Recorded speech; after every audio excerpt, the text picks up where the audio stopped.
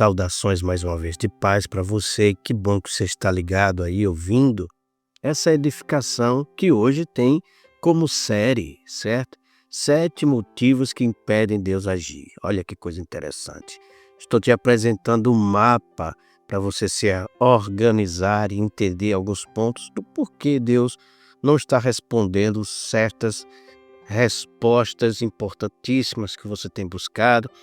Qual é o motivo, não é? Eu acredito que vou contribuir para que você entenda, de fato, entenda verdadeiramente alguns pontos importantes. E dentro desses pontos, eu sei que algo grandioso vai mudar você, tá certo? Então, hoje nós iremos começar dentro desses 7 motivos que impedem Deus agir. O primeiro ponto é a motivação errada. O tema de hoje é motivação errada, ou colocando no sexto, né? Egoísmo. Motivação errada é egoísmo. O próprio, né, Tiago, no capítulo 4, versículo 3, diz assim: pedis e não recebeis, porque pedis mal, para gastares em vossos deleites. Então veja só, meu querido, minha querida. Hoje eu quero lhe convidar a refletir sobre todos os maiores bloqueios espirituais, certo? Então, a motivação errada aqui, não é? Muitas vezes nós oramos, não é? Pedimos, proclamamos, mas nada, verdadeiramente nada acontece. Por quê? Porque no fundo, a raiz dos pedidos não está dentro do propósito de Deus, daquilo que realmente Deus quer que venhamos pedir a Ele. Tudo que em volta, né, tem as intenções do coração errado, começa a ter assim uma redoma, não flui, não acontece, pode ter certeza.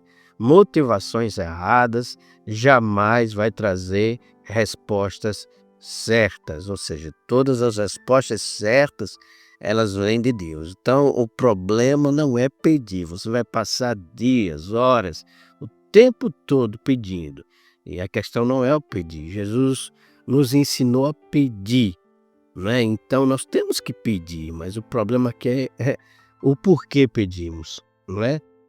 Para que estamos pedindo isso e por que estamos pedindo isso? Quais são as nossas intenções verdadeiras? Deus, ele não abençoa vontades egoístas, ele abençoa propósitos eternos. Ou seja, a gente pede para que a gente somente fique bem, somente dê certo, porque é aquela velha história: Senhor, se o Senhor me fizer ganhar na loto, eu ajudo as pessoas, ajudo fulano.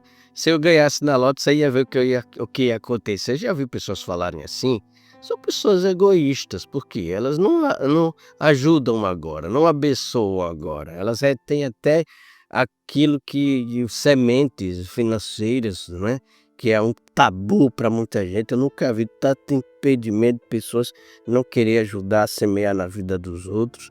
E aí, só que isso é uma grande história. Mas veja só, eu quero te dar alguns pontos importantes aqui. Primeiro, examine seu coração antes de pedir, né? Examine suas intenções. Pergunte a Deus o seguinte: isso glorifica a Deus ou apenas satisfaz o meu ego? Se o pedido está alinhado com a vontade de Deus, a resposta virá no tempo certo. Acredite nisso. Lembre que no Salmos 37, versículo 4, diz: agrada-te do Senhor e ele satisfará os desejos do seu coração, não é? Então, esse é o primeiro ponto. E eu quero que você entenda, reflita nesse primeiro ponto. O segundo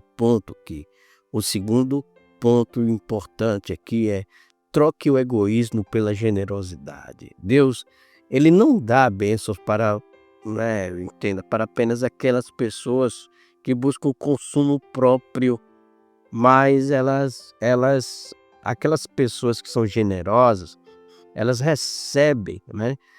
Se torna um canal do fluir de Deus. Ore dizendo a Deus o seguinte: Senhor, se me deres, usarei para abençoar os outros também, certo? Mas você tem que entender que o que você recebe, a centralização é a proclamação, não é o desenvolvimento simplesmente pessoal. Entenda essa diferença para você não confundir com o primeiro, tá certo?